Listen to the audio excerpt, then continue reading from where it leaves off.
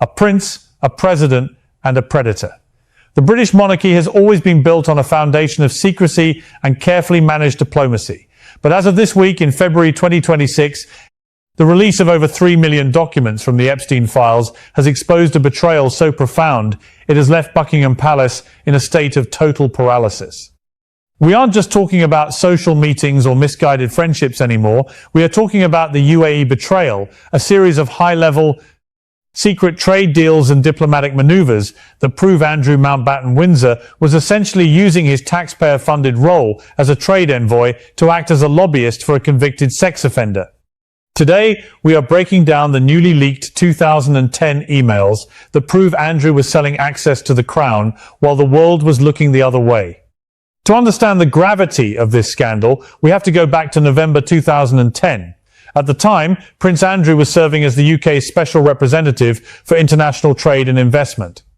He was in the United Arab Emirates for a high-profile state visit, accompanied by his mother, the late Queen Elizabeth II, Prince Philip, and the then Foreign Secretary William Hague. On the surface, this was a mission to strengthen British interests in the Gulf. But behind the scenes, Andrew's private inbox was lighting up with a very different agenda. Just hours after meeting with high-ranking Emirati officials, Andrew sent an email to Jeffrey Epstein with the subject line Abdullah, referring to the UAE's foreign minister, Sheikh Abdullah bin Zayed Al Nahyan. In that message, Andrew delivered a line that has now become the smoking gun of this entire investigation. You are in big time. The files reveal that Andrew was actively vouching for Epstein to the future president of the UAE, Mohammed bin Zayed, or MBZ. Think about the timeline here. This was 2 years after Jeffrey Epstein had already pleaded guilty to soliciting prostitution from a minor. While the British public thought their prince was promoting UK industry, he was actually being coached by Epstein on exactly how to pitch him to the Gulf elite. Epstein told Andrew to describe him as a financial expert, a funder of extreme science, and most bizarrely, as someone who was simply fun. Epstein even replied to Andrew's update by suggesting they all go on vacation with the UAE foreign minister. This wasn't just a lapse in judgment. It was the clinical misuse of the most powerful diplomatic tools in the British state for the benefit of a criminal network. But the UAE betrayal goes even deeper than simple introductions.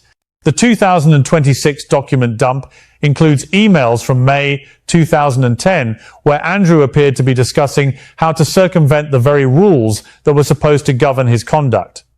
As a trade envoy, Andrew was strictly barred from making personal business investments or taking seats on company boards to avoid conflicts of interest. However, in an exchange with Epstein, the former prince wrote, "So long as I delegate any responsibility to invest, then there are no problems. Trusts are delegated responsibility, as are any banks or investment vehicles, or for that matter, trusted individuals." This proves that while Andrew was globetrotting on the public purse, he was actively looking for loopholes to build a private fortune alongside a man he knew was a sexual predator. The fallout from these revelations has been swift and clinical.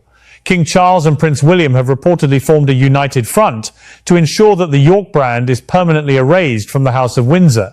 This is why we saw that dramatic 2 a.m. midnight eviction from the Royal Lodge this week. Andrew has been sent to Wood Farm, a humble 5-bedroom cottage on the Sandringham estate that holds a somber history as the secret home of the lost Prince John, who was hidden away from society over a century ago. It is a psychological exile designed to tell the world that the era of royal protection is officially dead.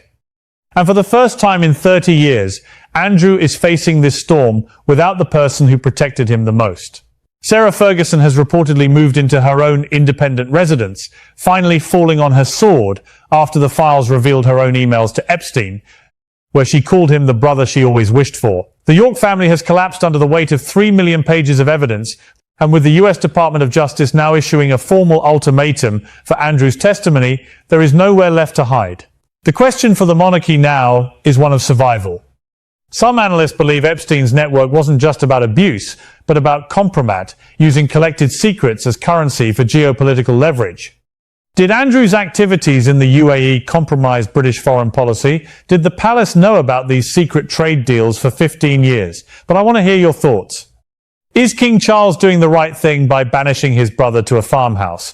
Or should the government go the full distance and strip him of his remaining titles through an act of parliament?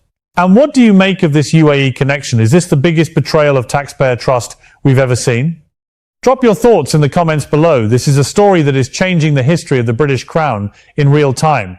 Don't forget to hit that subscribe button for our next investigative report. Thanks for watching.